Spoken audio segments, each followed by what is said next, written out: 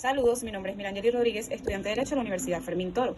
A continuación voy a estar exponiendo en materia de Derecho Procesal Penal, específicamente los temas 17, 18, 19 y 20 de la respectiva materia.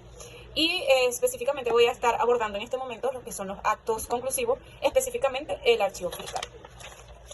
El archivo fiscal se puede decir que es aquella figura jurídica en la cual se encuentra apegada a los principios legales y constitucionales vigentes. También podríamos decir que el archivo fiscal es una alternativa que tiene el fiscal del Ministerio Público frente a los insuficientes elementos probatorios para realizar una acusación.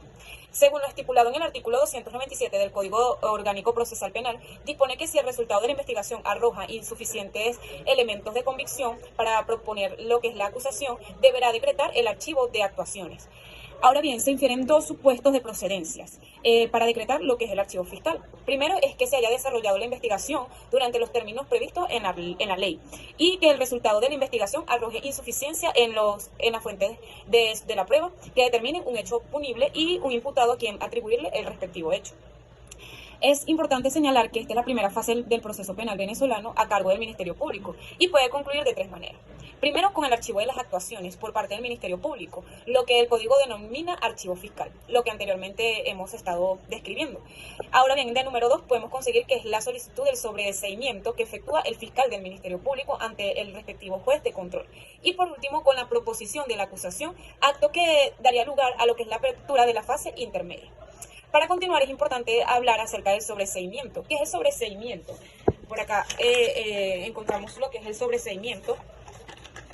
El sobreseimiento es una resolución que dicta el juez para suspender de manera definitiva o temporal un proceso penal basándose en un motivo de derecho o por insuficiencia de prueba. Podríamos decir que también es la segunda forma de concluir la fase preparatoria, es con el sobreseimiento que puede solicitar el fiscal ante el juez de control. Además, el sobreseimiento es una resolución judicial fundada mediante la cual se decide la finalización de un respectivo proceso criminal respecto de uno o varios imputados determinados. Podemos decir también que el sobreseimiento se caracteriza por ser un pronunciamiento, el cual es un pronunciamiento judicial, aun cuando se acuerde por solicitud de un respectivo fiscal del proceso. Esto lo encontramos en el artículo 297 del Código Orgánico de Procedimiento Penal. Y también en la disposición del fiscal superior del Ministerio Público o fundado, pues debe dictarse cuando esté acreditado alguno de las circunstancias previstas en el artículo 300 de la respectiva ley. El artículo 300, 4 supuestos en los cuales el fiscal deberá solicitar al juez de control el sobreseimiento. Primero, el hecho objeto del proceso no se realizó o no se pudo atribuir al imputado.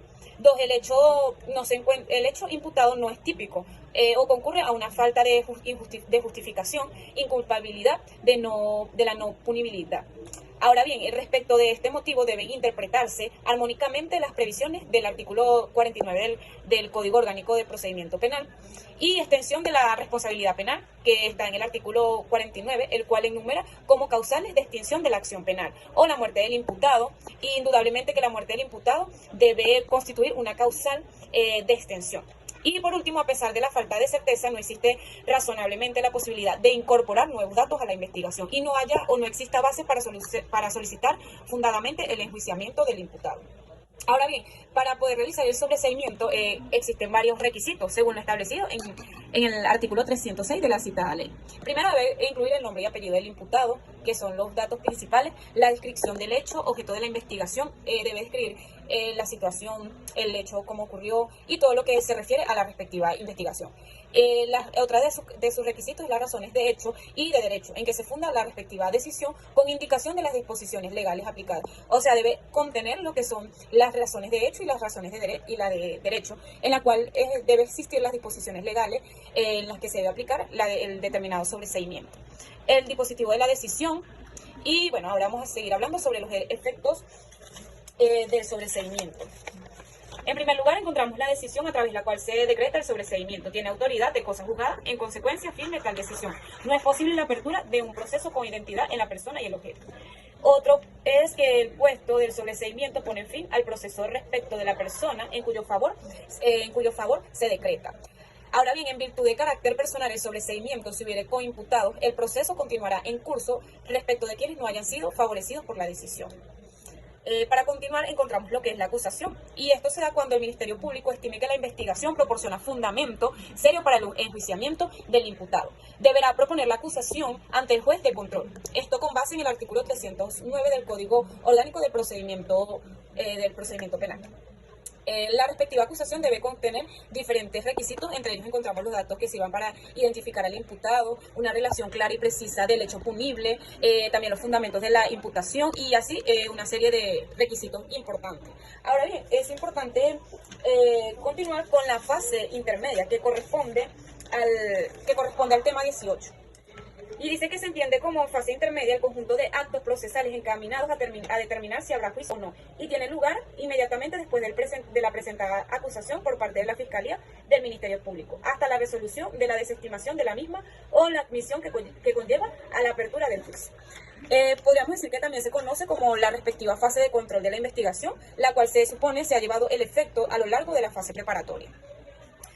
Seguidamente, en el artículo 311, para sus pretensiones, las partes tienen hasta 5 días hábiles antes de la fecha, plazo improrrogable de la audiencia para exponer de manera escrita sus respectivas pretensiones y facultades. Seguidamente, en el artículo 312, el defensor puede oponer el juzgamiento del imputado mediante la interposición de las denominadas excepciones. Esto lo podemos conseguir en el artículo 28 de la citada ley.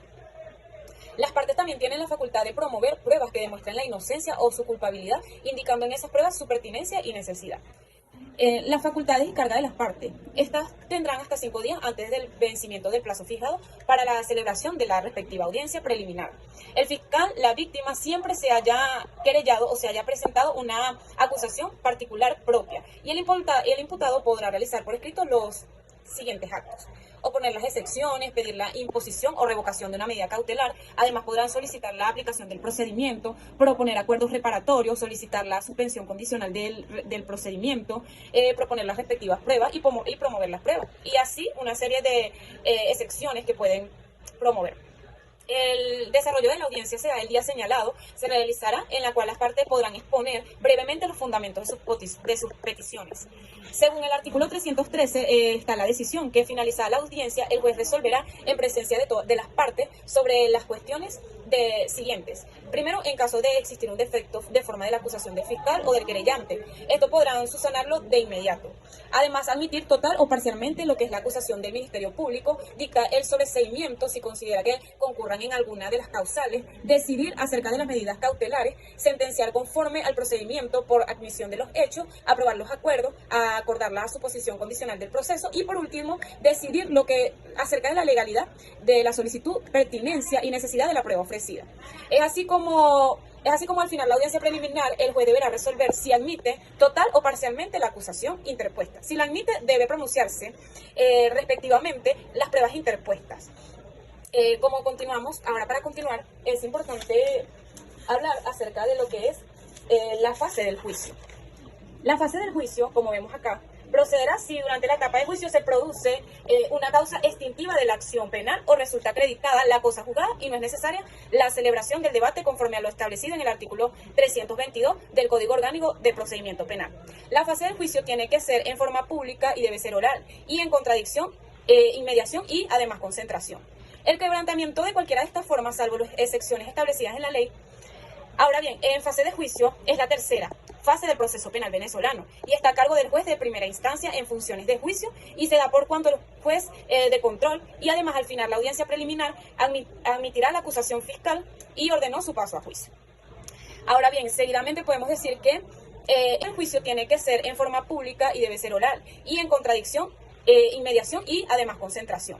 El quebrantamiento de cualquiera de estas formas, salvo las excepciones establecidas en la ley. Ahora bien, en fase de juicio es la tercera fase del proceso penal venezolano y está a cargo del juez de primera instancia en funciones de juicio y se da por cuanto el juez de control, y además al final la audiencia preliminar admitirá la acusación fiscal y ordenó su paso a juicio. Ahora bien, seguidamente podemos decir que es importante tomar en cuenta lo que es la decisión por la cual el juez o la jueza admite la respectiva acusación y la cual se dictará las partes. El auto de apertura a juicio se deberá contener, primero, la identificación de la persona acusada, una relación clara y precisa y circunstanciada de los hechos, las pruebas admitidas y las respectivas estipulaciones realizadas entre las partes, la orden de abrir el juicio oral y público, el emplazamiento de las partes, y la instrucción del secretario de remitir lo que al tribunal, lo que compete a la documentación de las actuaciones y los objetos que se incautaron.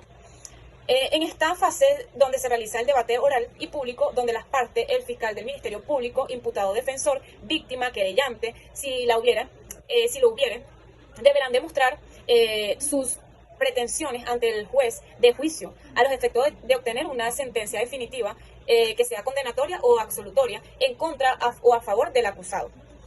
Y por último, encontramos la fase del juicio, que establece que solo podrán ser incorporados al juicio por su lectura. Encontramos los testimonios o experticias que se hayan recibido conforme a las reglas de la prueba anticipada, la prueba documental o de informe, las actas de las pruebas que se ordenen a practicar durante el respectivo juicio. Y ahora bien, es importante hablar acerca de la imposibilidad de asistencia que se encuentra estipulado en el artículo 323 de la dicha ley.